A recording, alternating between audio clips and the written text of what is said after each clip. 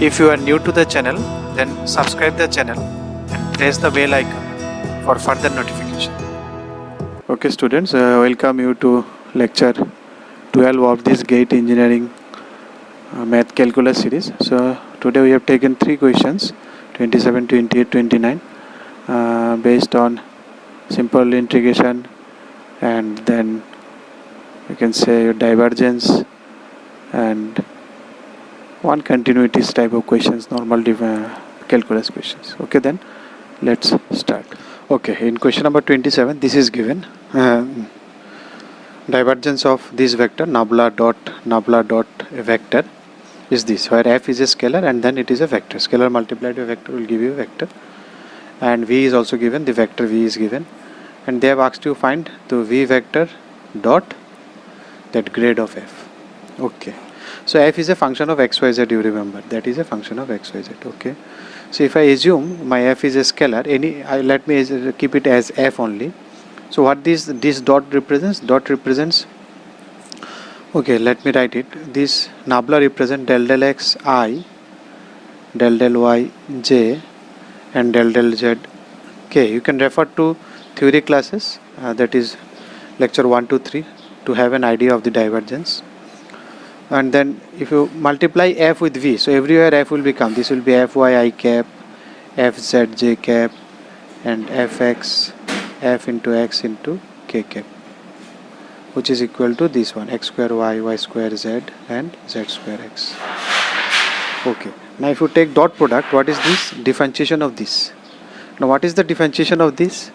If you take the differentiation of this with respect to y, f is a function of xy, so you don't know the differentiation of f. Let the differentiation of f is fx, so you will use a product rule. Y is constant here, so y can take it out, or if you apply a product rule, then this constant y differentiation will be 0. So better you take y outside, and then differentiation of f is fx. Fx represents del f del x. Achha. Then next here it is with respect to z, y, so z remains outside, so f of y. Here with respect to z, so x remains constant, so f of z is equal to x square y square z, and z square x. So until now you keep it as it is. You can see what will be your fx. Fx will be x square because y same, or you leave it up to this much. See what they have asked. They have asked you to find this dot grade of f. Now what is grade of f? Grade of f is, this is yi, zj, and xk. And what is grade of f? That is dot del x of f, that is fx I cap, del f del y j, that is fyj, del f del z k, that is fzk. So if you take dot, what you will get? yfx, zfy, and xfz. You can see this one is the same thing that you have calculated. So this is nothing but x square y plus y square z. Just you write the formulas and you will get that you have the whole answer. Nothing to do here. Just to apply the formula of divergence and grade, and you consider f as a simple f. It is a function of xyz, so you differentiate it. You can write it del f del x del y. For simplicity I am writing it fx symbol. Fy means del f del y, and this means del f del z. You can use these symbols, but it will make complicated to look good if I write it in short form. Okay, if this is done, so 28. So 28, they are saying the particle is starting from origin. It is starting from origin and is traveling in x direction.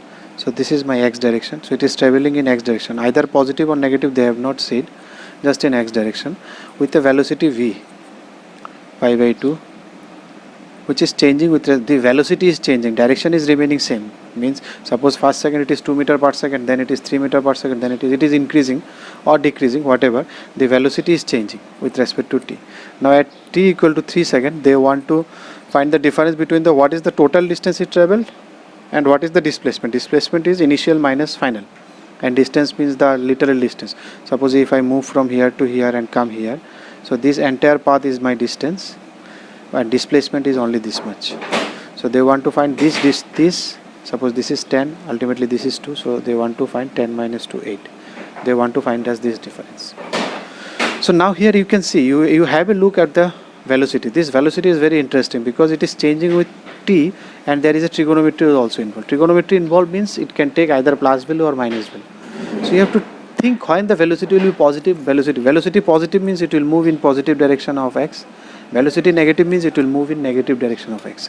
Now if you see cos, in which quadrant cos are positive? 0, pi by 2, 3 pi by 2, 5 pi by 2, sorry, 3 pi by 2, then pi, then it is 3 pi by 2. 0, pi by 2, pi, then 3 pi by 2, then 0. So these two quadrant cos is positive. So you see it is multiplied pi by 2 into t. So if you multiply pi by 2 from 0 to 1, if you multiply pi by 2 into 0 to 1, so it will be in first quadrant.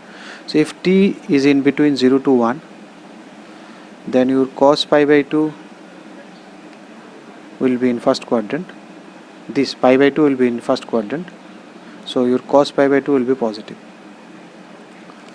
So this you have to think, because cos is there, when it will be positive, when it will be negative. If t is from 0 to 1, that means if it is 0.5, 90 into 0.5, 45, it will land here. If it is 190, it will land here. If it is 0, it will land here. So in between 0 to 1, it will land here. Now if you will increase from 1 to 3, let me go directly, because 3 pi by 2 is here, 1 pi by 2 is here, you are multiplying pi by 2, then your pi by 2 into t will be in which quadrant? Second and third quadrant, because 1 pi by 2, 2 pi by 2, 3 pi by 2, everywhere it will be here. From 1 to 3, your pi by 2, this product will land here. 1 pi by 2 is 90, 3 pi by 2 is 270. So 90 to 270 anywhere. If you multiply by 2 into 91, it will land here. So in both these, your cos pi by 2 by t, this will be negative. That means here velocity is positive, here velocity is negative. So that means it will move in positive x direction if velocity is positive, if negative it will move in reverse direction. Okay, let me see how much it move in positive direction from 0 to 1. So what do you know? Velocity is differentiation of time. So if you want to find x, if you want to find x,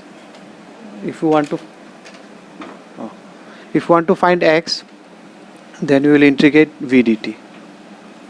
What is the distance is traveled? So I am integrating it from 0 to 1 because I want to see in positive direction how much is movement, positive movement.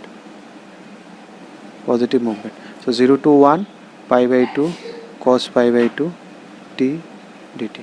If you differentiate it is sin pi by 2 by pi by 2, pi by 2, pi by 2 get cancelled. So it will be sin pi by 2 t 0 to 1. If you integrate it, sorry, differentiation I told. So if you put 1, this will be 1 minus 0, this is 1. That means in positive direction it will move 1 unit. Let the 1 unit is this much. So 1 unit, this much is moved. Positive direction means it is, so it moved 1 meter, say 1 meter in this direction. Okay, let me see in how much move it in negative direction, negative movement. So after that, after 1 second elapse, after lapse of 1 second, it will move in negative direction now because your velocity is in negative. So let me see what is the velocity now from 1 to 3 v dt. So again same integration will come, sin pi by 2 by t 1 to 3. So 1 to 3, how much it will be? Sin 3 pi by 2, it is minus 1, and sin pi by 2, it is minus 1, so minus 2. So that means it will move in negative direction 2 unit. So from it reached here, then it will move 2 unit here, 2 unit in back side. So how much distance he traveled? 1 unit, then he again walked 2 unit.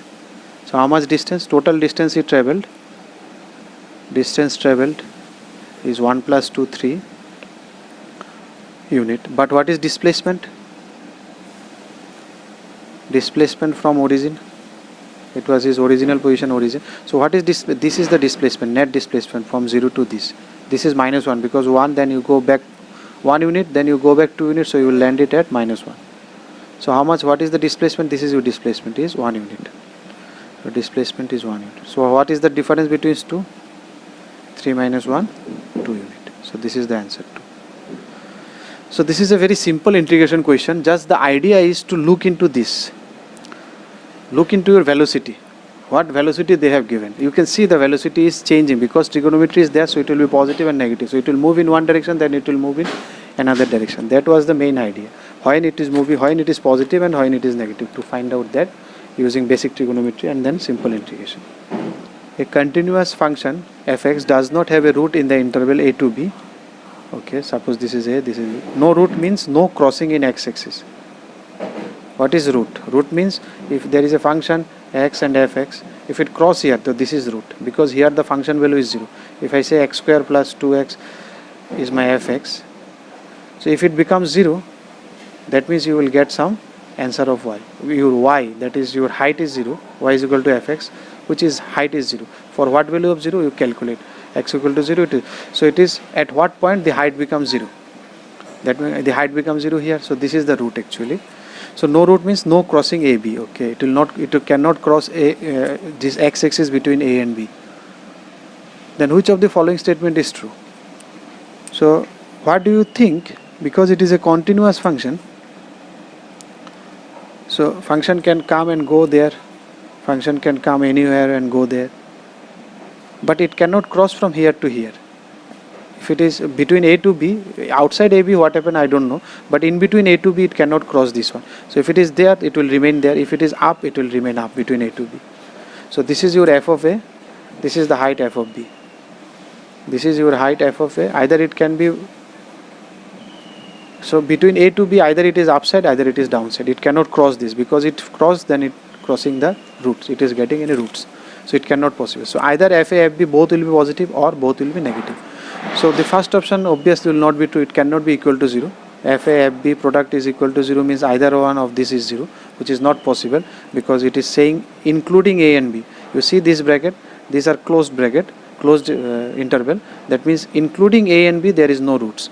So A and B cannot also be roots. It is not AB, this is open interval where A is not included. But they have included AB and they are saying that no roots. That means in A or B also no root. So it cannot be. So obviously you can see the second option, third option you can see both are positive. If you take product of these two, then answer is positive, because it is positive, it is. If you take product of these two, that is also answer is positive. So in the both case, because it is negative, negative will give you positive. So both the case answer is positive. That is your option C. FA into FB is greater than 0. It cannot be equal to 0 also. So D to already gone. And less than it no, because less than 1 will be positive, so there will be a crossing. If one positive, one negative means there should be a crossing. Then only it will be negative. Otherwise it is not possible, because it is not crossing. So either both positive or both negative. Either they remain in down, either they remain in up. So that's all for today. We'll continue in next class. If you liked the video, then press the like button and please give your valuable comments in the comment section.